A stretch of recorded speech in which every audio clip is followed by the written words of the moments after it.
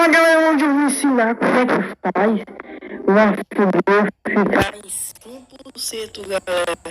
Então bora que eu já fiz 100%. É pronto, galera, como você já sabe no tutorial que eu fiz no vídeo no short passado, é só você vir aqui, pegar a madeira. Para dessa vez não é só uma árvore que você tem que pegar, pessoal. Você tem que pegar mais árvores. Como essa daqui, ó. Pega aqui, pega esse aqui e pega esse aqui. Aí eu vou, pego mais outra aqui. Quero mais outra. Quero logo.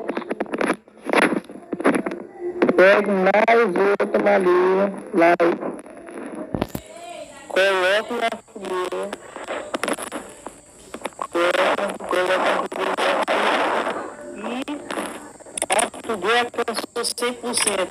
Espero que vocês tenham gostado. E amanhã sai o vídeo do Vlogando Atualização. Falou, galera!